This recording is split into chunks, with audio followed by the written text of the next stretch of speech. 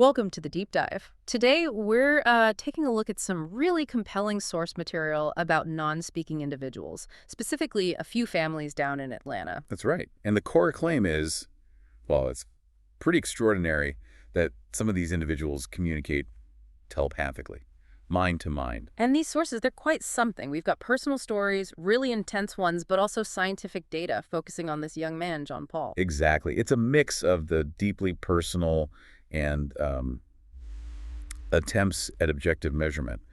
We're really investigating claims here that push the boundaries of, well, conventional understanding.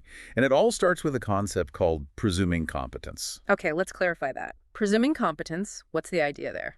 It's basically the foundational belief.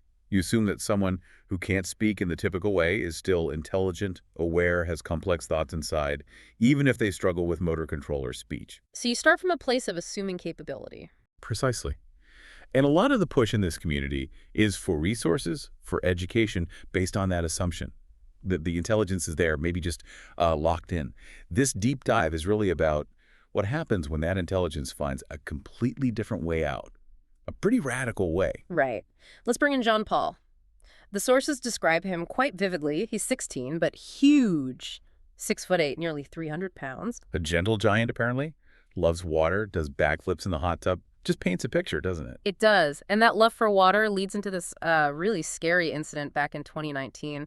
He has a tendency to elope, to just run off. Which is common for some individuals with autism, and it's incredibly stressful for families. This happened on vacation in Hilton Head. His mom, Libby, often slept near him because of this. But one morning, maybe 4:30 a.m., she wakes up. Back door's open. And the big three-wheel bike, the trike they rented for him, was gone. She knew instantly, didn't she, where he'd likely gone. Straight to the beach. She ran down, found the trike parked perfectly by the dunes, and then saw his footprints, huge footprints, leading right into the ocean under a full moon. Just terrifying. Oh, I can only imagine. So a massive search started. Coast Guard, police. Everything. His dad, Peter, who was very ill at the time, stage 4 lung cancer, ran down the beach looking for him. Just chaos and fear. He was found safe, though. Thankfully, yes. A neighbor found him in their boat. It even made the local news. Looked like a near tragedy, a crisis averted. But here's the turn, right? This connects back to that presuming competence idea. Exactly. Because what everyone saw as this terrifying, impulsive event, John Paul later explained it was anything but. He used his communication board. That's the method where someone supports his hand or arm to help him point to letters, right? Spelling things out. Correct. Supported typing or spelling. And he revealed he'd planned the whole thing. The swim in the dark, completely premeditated. He'd memorized the route. Planned it? Why? Right. What was his motivation? It's quite profound, really. He spelled out, I just wanted autonomy. He wanted to be solo and free like his twin Thomas. He felt like a burden, he said.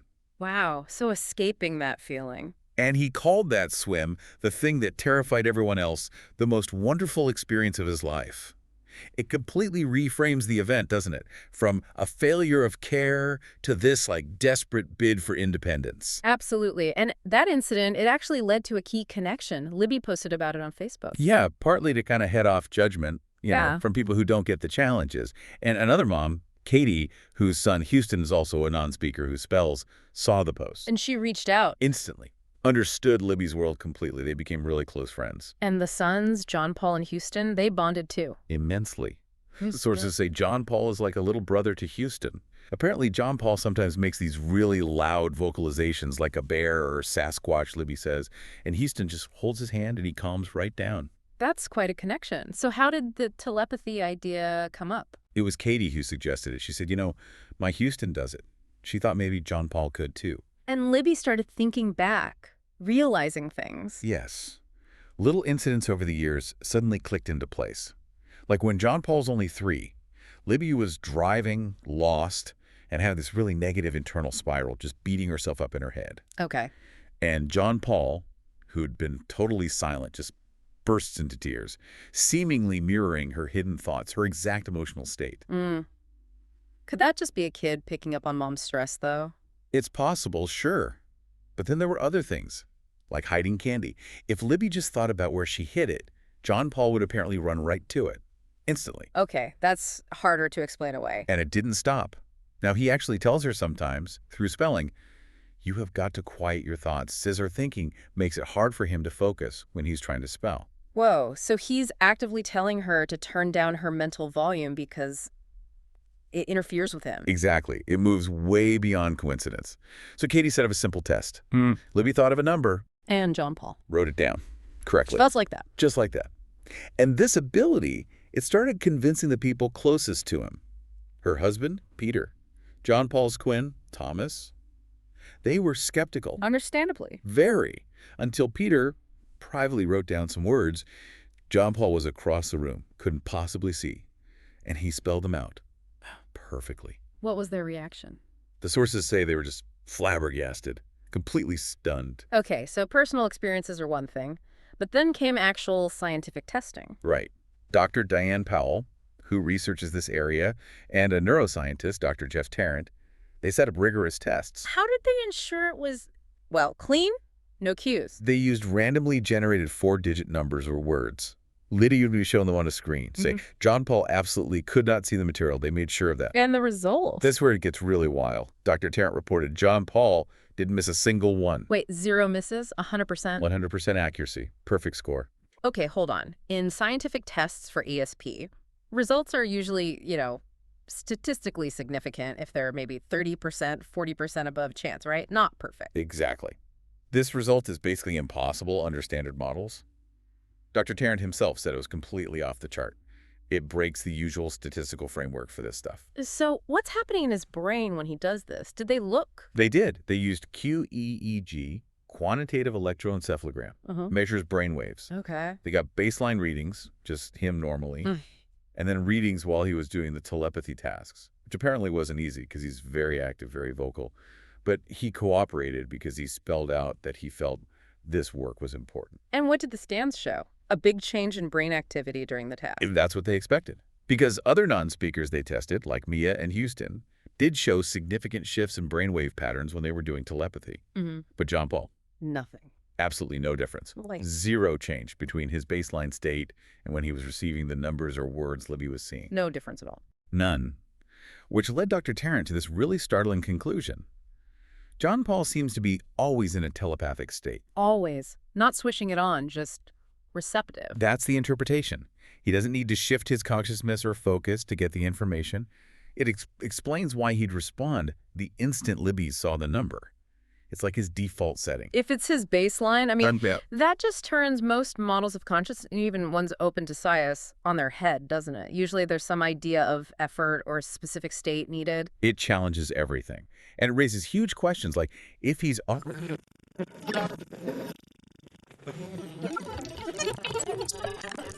This connects to something called the hill. Yes. According to the sources, John Paul, Houston, and others, they communicate in what they describe as a sort of telepathic network or chat room they call the Talk on the Hill. A chat room? How does he focus for that? It's interesting. He apparently sometimes stacks pillows on his head, like 4 or 5 pillows, to, in his words, drown out everything else so he can tune into the hill. Pillows on his head? Wow. Did he explain how it works, this hill? He used an analogy. He said it's almost like how the root systems of trees communicate underground. A different system, he called it. Fascinating. And John Paul has goals beyond just autonomy, right? There's someone special. Oh, yes. His other big goal, he says, is to marry Lily, the love of his life. Lily. How did they meet? She was visiting his school. Apparently, she was really stressed, having a hard time adjusting, very dysregulated.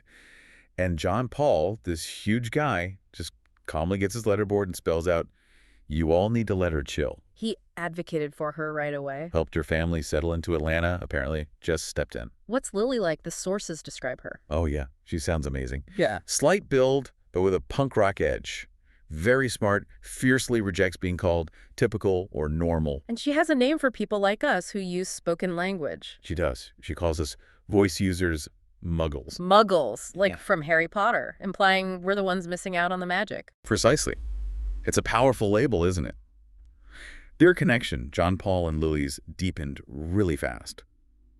The parents suspected telepathy was involved because, weirdly, sometimes both kids would ask their separate parents to see the other person on the very same day, spontaneously. Like they were coordinating without phones or anything. Exactly. And Lily confirmed it later through spelling. Said she and John Paul Loved to communicate mind to mind from the moment they met.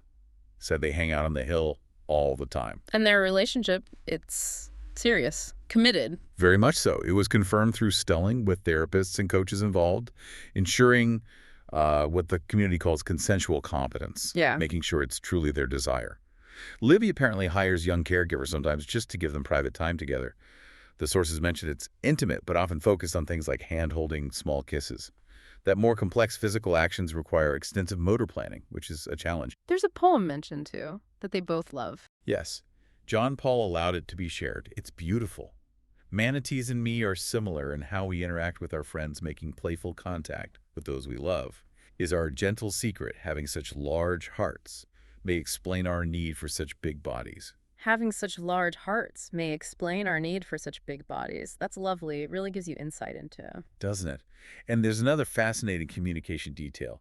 Lily calls it the honesty loophole. Honesty loophole. What's that? During a spelled conversation with a facilitator helping her, Lily asked a question about John Paul's family, something she already knew the answer to telepathically. Why would she do that? She explained.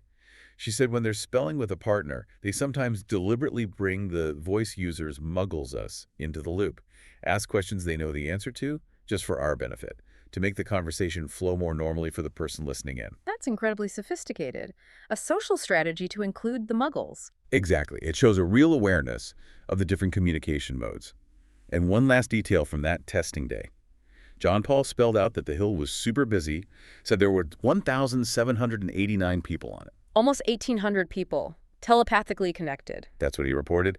Said it was unusually high. Why? Because they are all excited about it. This will hopefully change the perception people have regarding autistics. Wow. The weight of that hope. It links directly to this internal conflict, doesn't it, within the community itself? It really does. Because while telepathy might be quietly acknowledged, even validated among some families who use spelling, there's also a huge push to keep it quiet. People deleting posts about it, editing Wikipedia pages. Trying to silence the whole topic? Why? Fear. Deep fear of what they call the gatekeepers, the people who control funding, resources, access to education. What's a specific fear? That if society starts believing non-speakers communicate telepathically, they'll stop believing they have their own individual thoughts, that maybe the communication partner is influencing them, or it's not really them. Ah, so it could undermine the whole presumption of competence they fought so hard for? Exactly. Risking everything, education, support, being seen as capable individuals. It's a fight for basic recognition and rights, and they worry telepathy could jeopardize it all. Lily has a take on how to change perceptions, doesn't she? Yeah, she's skeptical about academic studies changing minds on their own. She thinks it will take pure numbers. Just a critical mass of ordinary people having their own personal experiences, seeing it happen. That's what will shift things, in her view. Which brings us back to Dr. Diane Powell and her theory connecting this to something more accepted, savant skills. Right. Savant skills are those extraordinary abilities some people have, like calculating calendars instantly, hyperlexia, or Daniel Pamet reciting pi to thousands of digits, things that can't be explained by normal learning. And Lily herself has some. Knowing multiple languages she wasn't formally taught, for example. The sources mention another child, Ramsey, reading 8 languages, including Arabic and Hindi, by age 2. These were accepted as savant skills. Okay, so savant skills are accepted even if we don't know how they work. Exactly. They're accepted in medicine, despite having no clear materialist explanation, no explanation based purely on the physical brain. So Dr. Powell's argument is, essentially, if we accept those unexplained cognitive feats, why not accept ESP, extrasensory perception, as another potential savant skill? Especially since it's being observed, even measured in cases like John Paul's. And crucially, she points out that Dr. Bernie Rimland, a major figure, founder of the Autism Research Institute, actually included ESP in his original checklists and writings about savant skills decades ago. It got sort of pushed aside later. But challenging this comes at a cost. Dr. Powell faced consequences. Severe ones. The sources state she was fined, even had her medical license revoked in relation to publishing her book, The ESP Enigma, just for engaging with the topic scientifically. That's extreme. It shows how much resistance there is in institutions. Huge resistance. But Lily's dad, who's a radiologist, offers a different perspective. More grounded in science, maybe. What's his take? He finds it plausible. He says, look, with an MRI, we send magnetic pulses into a body and read signals back. Machines can do that. So we ask, what can our minds do? Can our minds tune into frequencies and pick up signals? It makes them wonder. That's a great analogy. If machines can read subtle signals, maybe minds can too. So, wrapping this up, this deep dive reveals this incredible contrast. Yeah, on one hand, you have these accounts and even data showing 100% accuracy in controlled settings, mind-to-mind communication observed, Mhm. and on the other, intense pressure, social and academic, to just deny it's even possible. It all circles back to that initial story, doesn't it? John Paul's escape wasn't just running away. No, it was a profound act for autonomy. And his telepathy, this scientifically observed ability, it's his ultimate voice, his claim to that competence. A voice that we, the voice users, muggles, seem to be having a really hard time hearing or even believing exists. Which leaves us with a really provocative thought for you, the listener. John Paul's brain scans showed zero change. He might just always be in that telepathic state. If that's true, and if this ability, maybe framed as a savant skill, points towards consciousness potentially operating outside the purely physical brain, challenging that materialist view Dr. Powell mentioned, what deeper reality might we voice users muggles be missing? And how does that possibility fundamentally change how you think about knowledge, communication, and maybe even the nature of consciousness itself?